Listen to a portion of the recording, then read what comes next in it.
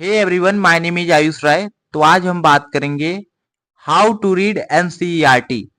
Class 9th 10th 11th 12th या फिर NEET की प्रिपरेशन कर रहे हो तो इस वीडियो को एंड तक जरूर देख लेना। पूरा डाउट्स क्लियर हो जाएगा कि हम एनसीईआरटी कैसे पढ़ें। आपके मन में डाउट रहता है कि हम एनसीईआरटी को लाइन बाय लाइन पढ़ें, क्या स्किप करें, किस पे फोकस करें। पूरा डाउट्स क्लियर हो जाएगा, बस इस वीडियो को एंड तक जरूर देखना। एक सवाल है मेरे कुछ बच्चों से, कुछ स्टूडेंट सिर्फ एनसीईआरटी पढ़कर नीट में 340 प्लस स्कोर बायोलॉजी में कैसे लाते हैं, और कुछ स्टूडेंट 3 से 4 रेफरेंस बुक पढ़ने के बाद भी 250 स्कोर से ज्यादा नहीं कर पाते। यानी कि कुछ स्टूडेंट जो कि सिर्फ एनसीईआरटी पे डिपेंड रहते हैं, एनसीईआरटी पढ़कर 340 से ज्यादा स्कोर करते हैं, वही कुछ स्टूडेंट 3 से 4 रेफरेंस बुक साइड बुक पढ़ के भी 200 से 50 मतलब 250 से ज्यादा स्कोर नहीं कर पाते। प्रॉब्लम बुक नहीं है, ठीक है, प्रॉब्लम एनसीईआरटी पढ़ने के तरीके की है। आज मैं आपको top of secret NCERT reading method बताऊंगा, जिससे फॉलो करके आप बोर्ड और नीट दोनों की प्रिपरेशन इंप्रूव कर सकते हो। तो बट वीडियो को लास्ट तक जरूर देखना। वीडियो पसंद है तो वीडियो को लाइक करना, चैनल को सब्सक्राइब करना, वीडियो को शेयर करना। अब हम बात करते हैं सबसे बड़ी मिस्टेक। बहुत से स्टूडेंट एनसीईआरटी को नोवेल की तरह पढ़ते हैं। यानी कि एनसीईआरटी एक ऐसी बुक है, अगर आप 2 3 4 कितनी भी रेफरेंस बुक साइड बुक लोगे किसी भी सब्जेक्ट का, ठीक है, जितना उसमें कॉन्सेप्ट दिया रहेगा, हर एक बुक में अलग कॉन्सेप्ट दिया रहेगा, हर एक बुक में अलग कॉन्सेप्ट दिया रहेगा, बट जो एनसीईआरटी में कॉन्सेप्ट लिखा रहेगा वो कॉन्सेप्ट किसी भी रेफरेंस बुक में, कोई भी साइड बुक में तुमको नहीं मिलेगा। जितना डीपली उसे एक्सप्लेन किया रहेगा उस टॉपिक को, जितना डीपली उस चैप्टर को एक्सप्लेन किया रहेगा, उतना डीपली किसी भी साइड बुक में, किसी भी रेफरेंस बुक में तुमको नहीं मिलेगा। एक चैप्टर उठाओ, 2 से 3 पेज पढ़ने और सीधा नेक्स्ट पेज। यानी कि बहुत सारे स्टूडेंट करते हैं, एक चैप्टर तुमने उठाया, suppose date class 10th biology का पहला चैप्टर लाइफ प्रोसेस, ये बहुत ही हार्ड चैप्टर है और स्कोरिंग चैप्टर भी है, ठीक है। बच्चे क्या करते हैं, उस चैप्टर को उठाया, 2 से 3 पेज उसे रीड किया, फिर दूसरा चैप्टर 2 पेज उलाट दिए, फिर तीसरे पेज पे चले गए, फिर इसी तरह मतलब कंटिन्यूसली रीडिंग नहीं करते हैं, स्किप करते जाते हैं, ठीक है। ये गलती तो करना ही नहीं है, ठीक है। उसके बाद इस तरह पढ़ने से सिर्फ रीडिंग होती है, लर्निंग नहीं होती।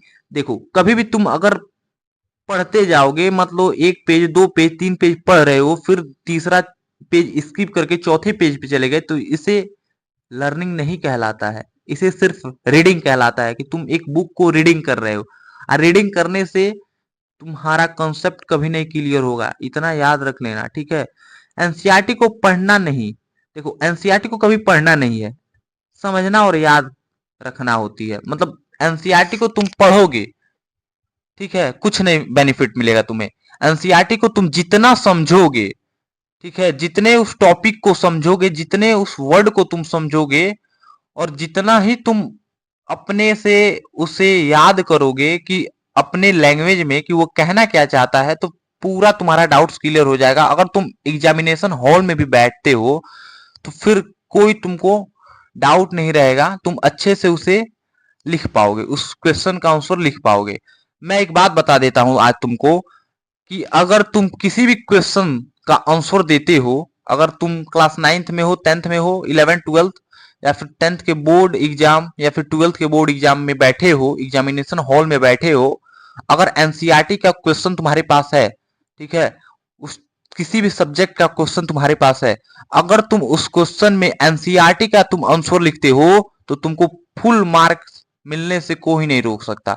भले तुम रेफरेंस बुक साइड बुक का आंसर लिखोगे तो नंबर कट सकते हैं, बट अगर तुम एनसीईआरटी के लाइन बाय लाइन आंसर को तुम लिख देते हो तो मेरी गारंटी है तुम्हारा नंबर कोई नहीं काट सकता, ठीक है। अब आगे बढ़ते हैं। फर्स्ट स्टेप आता है चैप्टर ओवरव्यू, ठीक है।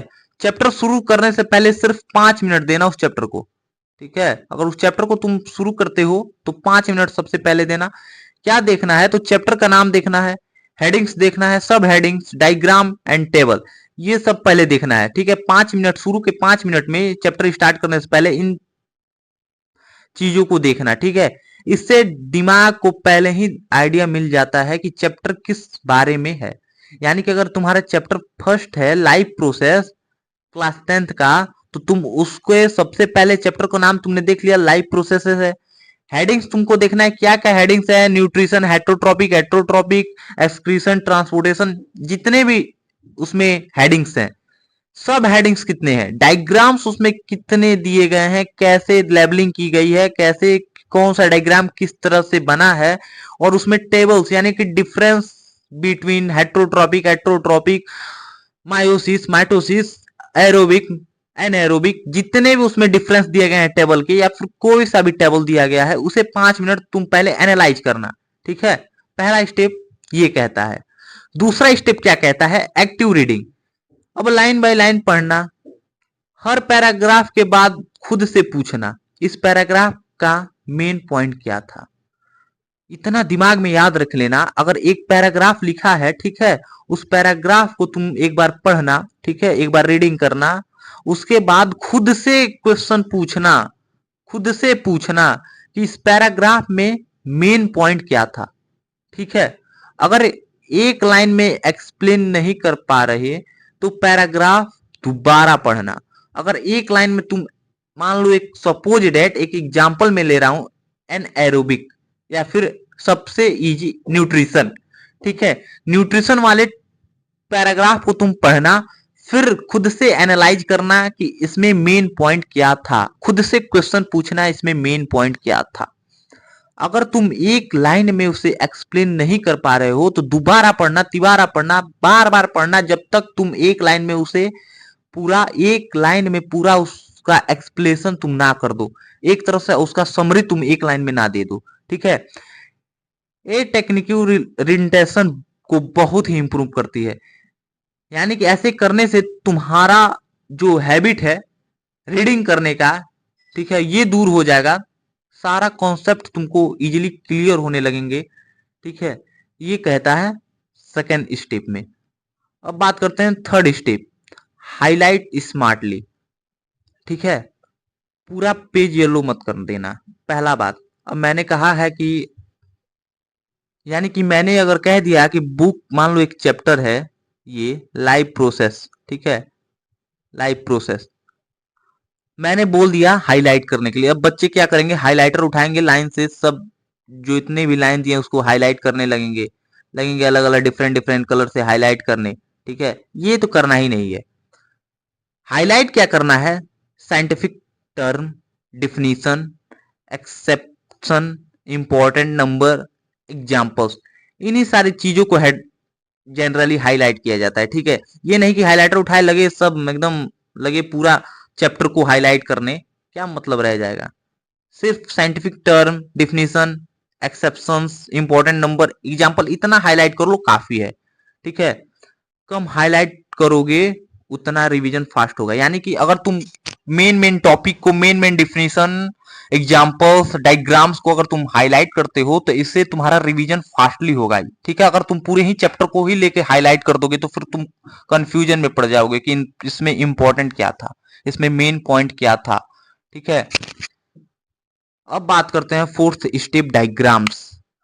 बायोलॉजी में डायग्राम बहुत ही इंपॉर्टेंट होते हैं, ठीक है। हर डायग्राम को देखो, उसके लेवल याद करो, एक रफ कॉपी में खुद से डायग्राम बनाकर प्रैक्टिस करो। यानी कि मैं बता दूं तुमको, क्लास 9th में हो, 10th में हो, 11th 12th, या फिर नीट की प्रिपरेशन भी कर रहे हो, तो तुमको मोस्टली बायोलॉजी में डायग्राम से क्वेश्चंस आते ही हैं। 9th 10th 11th 12th में डायग्राम बोल देगा, draw the plant cell and लेवल विथ, यानी कि प्लांट सेल का डायग्राम बनाओ और उसको लेवल भी करो, कौन से पार्ट का कौन सा नाम है, ठीक है। नीट में भी डायग्राम उठाकर तुमको दे देगा, बोलेगा उसमें, मतलब उस डायग्राम उठाकर दे देगा, लेवलिंग के साथ दे देगा, फिर बोलेगा इसमें डिफरेंस क्या है, फिर उससे क्वेश्चंस तुमको पूछेगा, ठीक है। तो डायग्राम मोस्ट इंपॉर्टेंट है, ठीक है। हर साल डायग्राम्स आते ही हैं बोर्ड एग्जाम में, या फिर नॉर्मल हाफ ईयरली एग्जाम में। बोर्ड ये सुनिश्चित कर दिया है, मतलब कंपलसरी कर दिया कि क्लास 10th में 12th में तुमको सीबीएसई बोर्ड हो चाहे यूपी बोर्ड हो, याद रख लेना डायग्राम्स मोस्ट इंपॉर्टेंट। ठीक है, हाफ ईयरली एग्जाम होते हैं स्कूल में, उसमें भी डायग्राम्स आते हैं। ठीक है, बोर्ड में भी मार्क्स मिलेंगे। अभी मैं बताया हूं कि बोर्ड कंपलसरी कर दिया है कि डायग्राम्स आते ही हैं। हर साल तुम बोर्ड का पेपर उठा के देख लेना, उसमें डायग्राम्स पूछता है। ठीक है, और नीट में भी कॉन्सेप्ट क्लियर होगा। अभी मैं बताया हूं ना, नीट में भी पूछता है डायग्राम से, सीधे डायग्राम उठा के दे देगा, फिर उससे क्वेश्चंस पूछेगा। ठीक है, फोर्थ क्या बोलता है, डायग्राम।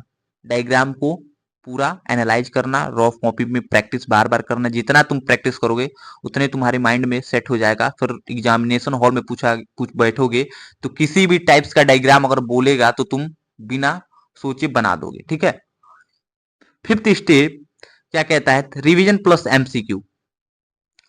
चैप्टर पढ़ने के तुरंत बाद, यानी कि चैप्टर पढ़े उसके जस्ट बाद 5 मिनट रिवीजन करो, फिर 20 से 30 एनसीईआरटी बेस्ड एमसीक्यू सॉल्व करो।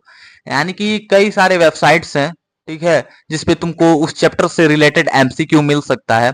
एआई, तुम एआई से बोलोगे, चैट जीपीटी से, जेमिनाई से, तो तुम वो उस चैप्टर का हार्डेस्ट एमसीक्यू बना देगा। ठीक है, चैप्टर पढ़ने के बाद 5 मिनट रिवीजन करो उस चैप्टर के, फिर 20 से 30 एमसीक्यू सॉल्व करो। मिनिमम मिनिमम 20 से 30।